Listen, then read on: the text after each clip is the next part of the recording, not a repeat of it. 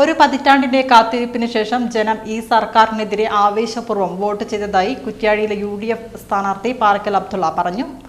അയഞ്ചേരിയിൽ വീട്ടമ്മയുടെ പേരിൽ കള്ളവോട്ട് ചെയ്ത സംഭവത്തിൽ ഉൾപ്പെടെ നിയമ നടപടികളുമായി മുന്നോട്ടു പോകുമെന്ന് പാറക്കൽ അബ്ദുള്ള പറഞ്ഞു. രാവിലെ വോട്ട് ചെയ്ത ശേഷം വിവിധ ബൂത്തുകളിലെ സന്ദർശനത്തിനിടെ മാധ്യമങ്ങളോട് സംസാരിക്കുകയായിരുന്നു പാറക്കൽ അബ്ദുള്ള. 100% വിജയപ്രതീക്ഷയാണ് ഉള്ളതെന്നും UDFന് അനുകൂലമായി ഒറ്റക്കെട്ടായി ജനം നിൽക്കുന്ന സാഹചര്യമാണ് ഇപ്പോൾ ഉള്ളതെന്നും പാറക്കൽ അബ്ദുള്ള പറഞ്ഞു. അയഞ്ചേരിയിൽ വീട്ടമ്മയുടെ പേരിൽ കള്ളവോട്ട് ചെയ്ത സംഭവത്തിൽ ഉൾപ്പെടെ നിയമ നടപടിയുമായി മുന്നോട്ടു പോകുമെന്ന് UDF സ്ഥാനാർത്ഥി പാറക്കൽ അബ്ദുള്ള പറഞ്ഞു. വിജയപ്രതീക്ഷ 100% വിജയപ്രതീക്ഷയാണ് ഞങ്ങൾക്കുള്ളത്. തീരുമാനിക്കേണ്ടത് ജനങ്ങളാണ്.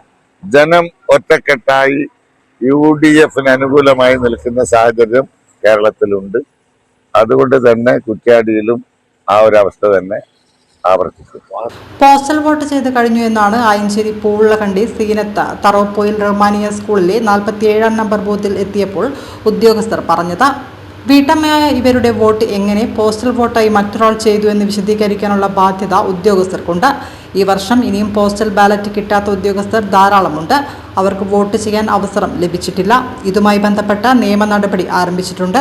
ആയഞ്ചേരി പഞ്ചായത്തിലെ 47 നമ്പർ ബൂത്തിൽ പൂമുള്ള കണ്ടി സീനത്തിന്റെ വോട്ട് അവര് വോട്ട് ചെയ്യാൻ വരുമ്പോ ഇവിടുന്ന് പോളിംഗ് സ്റ്റേഷൻ എന്ന് പറയുന്നത് നിങ്ങളെ ബാലറ്റ് പോസ്റ്റൽ ബാലറ്റായി വോട്ട് ചെയ്തിട്ടുണ്ട്.